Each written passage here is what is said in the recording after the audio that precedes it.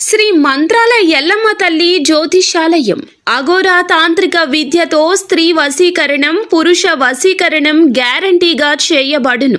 మీరు ఎక్కడెక్కడో జ్యోతిష్యం చెప్పించుకొని నిరాశ చెంది ఉన్నారా? ఒక్కసారి మా గురువు గారిని సంప్రదించండి. మీరు కోరుకున్న స్త్రీ కావాలని అనుకుంటున్నారా? మీరు కోరుకున్న పురుషుడు కావాలని అనుకుంటున్నారా? ఒక్కసారి మా గురువు గారిని సంప్రదించండి. ఫోన్ ద్వారానే జ్యోతిష్యం చెప్పబడును. గురూజీ శివశక్తి రాజు. Phone number 8712146975. ఈ రోజున భయంకరమైన విషయాలు తెలుస్తాయి.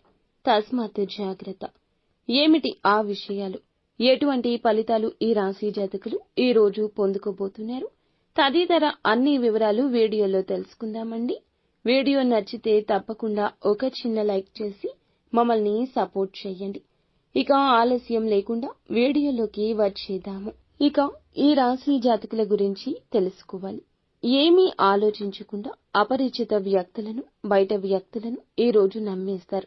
వారి మాటల ప్రభావాన్ని కలిగింపచేసుకోవద్దు. ప్రతికూలంగా ఉంటుంది. మిమ్మల్ని, మీ కుటుంబాన్ని రక్షించుకోవడం ముఖ్యం. ఆహారం విషయంలో జాగ్రత్త. మానసికంగా కాస్త అశాంతి ఉండొచ్చు. కుటుంబ సభ్యుల మాటలు అనుచితంగా అనిపించు. ఓర్పుగా ఉండండి. అనవసరమైన ఖర్చులు చేయొచ్చు. కొత్త పనులు ప్రారంభిస్తారు. మాట, ప్రవర్తనపై నియంత్రణ ఉండాలి. భౌతిక వనరుల పెరుగుదల ఉంది. అనవసరంగా కోపం తెచ్చుకోవద్దు. ఆస్తికి సంబంధించి వివాదం ఉండొచ్చు. పిల్లలకు బాధ్యత అప్పగిస్తే దాన్ని వారు నిర్వర్తిస్తారు. విదేశాలకు వెళ్లి విద్య అభ్యసించాలన్నా, వేరే ప్రాంతానికి వెళ్లి చదువుకోవాలన్నా విద్యార్థుల యొక్క కోరిక ఈ సమయంలో నెరవేరుతుంది. ఇక ఈ సమయంలో నిలిచిపోయిన పనులన్నీ పూర్తవుతాయి. జీవిత భాగస్వామితో మాట్లాడేటప్పుడు కాస్త సున్నితంగా ఉండండి. ఒంటరి వ్యక్తుల ప్రేమ భాగస్వామిని మీరు కలుసుకునే అవకాశం ఉంటుంది. లభించే ఏ అవకాశమైనా లాభాలుగా మార్చుకోండి.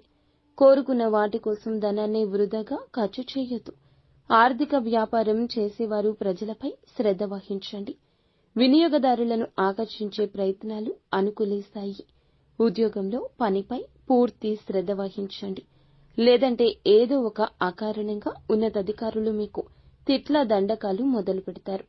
ఆయుర్వేద పరంగా ఉత్సాహంగా ఉంటుంది. వ్యాపార సంబంధిత యాత్రకు వెళ్లాల్సి రావచ్చు. విజయం కాస్త అననుకూలం. కష్టపడండి. ఆచితూచి వ్యవహరించండి. గ్రహ సంచారం సామాన్యం. శ్రమించినా కూడా అంత ప్రతిఫలితం ఉండకపోవచ్చు. ఇక మీకు భవిష్యత్తు బాగుంటుంది. కార్య సాధన కోసం మొదలుపెట్టిన పనులన్నీ కూడా మధ్యలో అస్సలు ఆపొద్దు. ముఖ్యంగా ఈ రోజు అన్నీ కూడా అనుకూలంగా ఉండబోతున్నాయి. పెద్దల యొక్క ప్రోత్సాహకం ఉంటుంది. రావాల్సిన ధనం చేతికి అందుతుంది. కాస్త ఆలస్యం అయినా అందుతుంది. ఓర్పుగా ఉండండి. ఖర్చులు తగ్గించుకుంటే మంచిది.